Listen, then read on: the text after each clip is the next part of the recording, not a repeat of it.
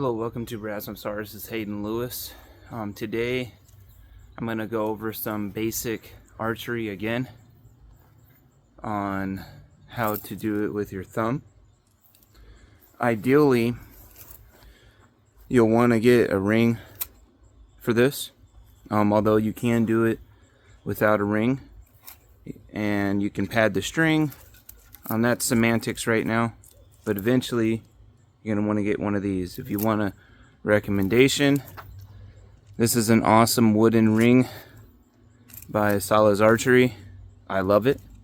It works very good. Alright, so today I'm just going to go over just how to, a couple ways to do it in the most basic format. So when I loose my arrows, I just look at the target. I don't aim. I can aim, but then I have to figure out my reference point and then do my Kentucky windage. Kentucky windage, what I mean is I may be aiming dead center, but my arrows are hitting here, so then I got to aim low left, and then now I'm hitting center. So I got to do that when I aim. I prefer not to, at least for close distances. I just look at it and I just pull to my anchor. One thing is I recommend setting a knocking point. You'll get much more consistency that way.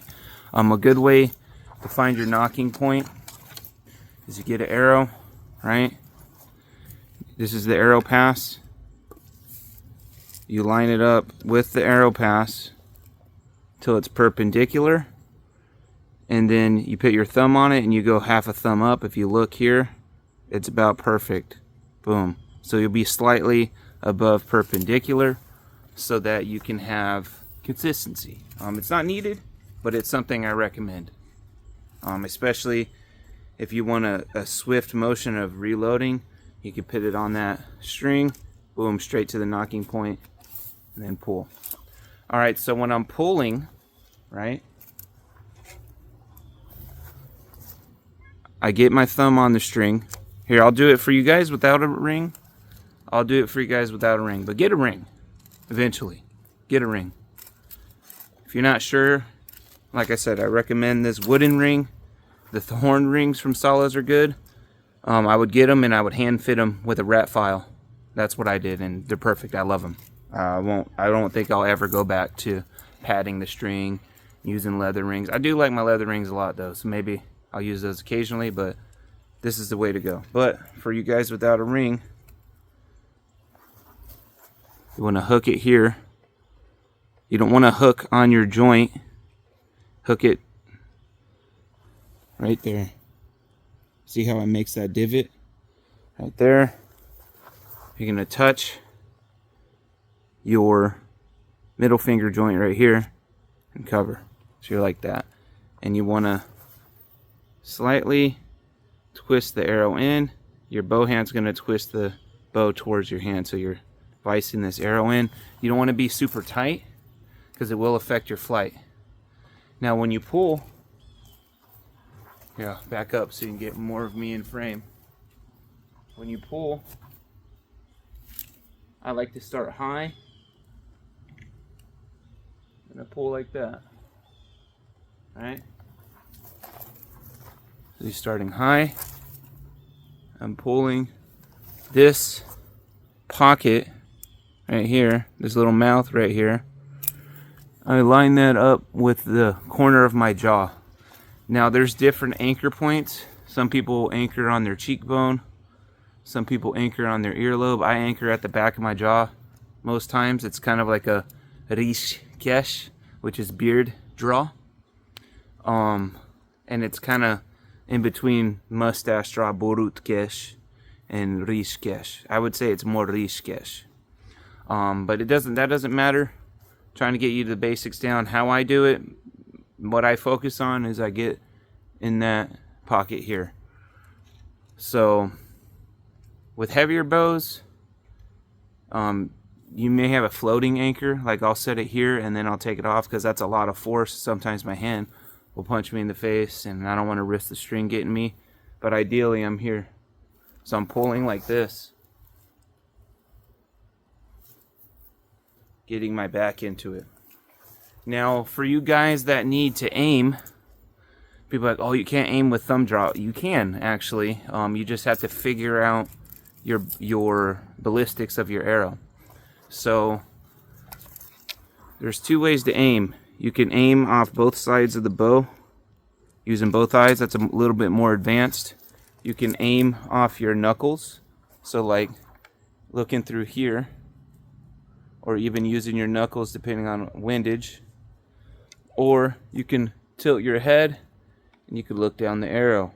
When I actually do aim, the other methods do not work well for me, no matter how much I've tried.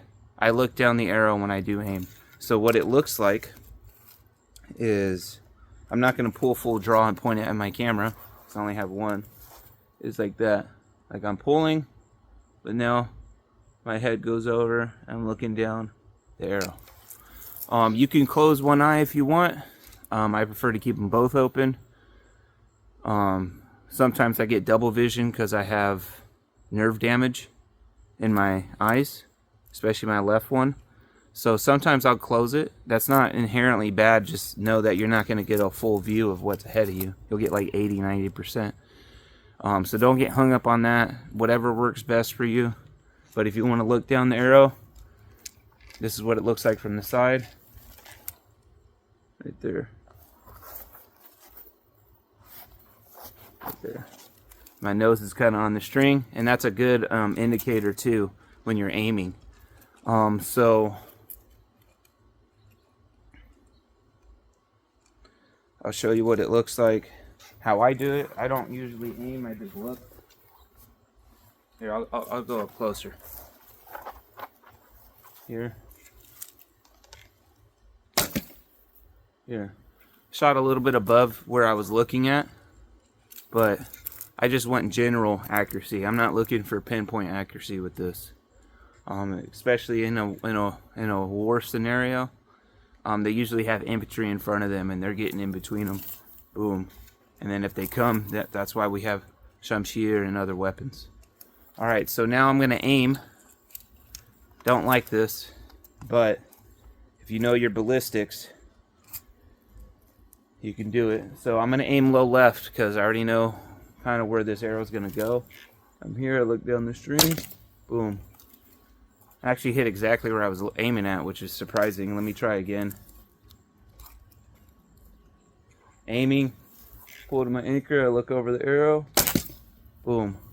There we go. I'll aim again. Maybe it's these arrows. I remember these are the straightest flying arrows I have too.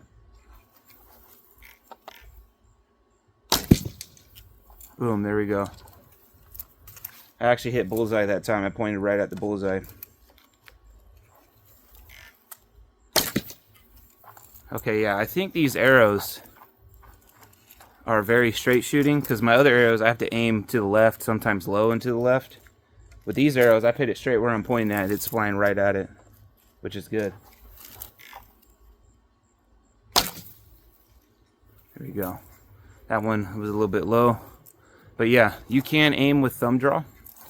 Just get this motion down first, and then you can adjust your aim. If you have to look over the arrow like a lot of people like to, you just turn your head over the string. So one more time what that looks like. So I'm here. You see that?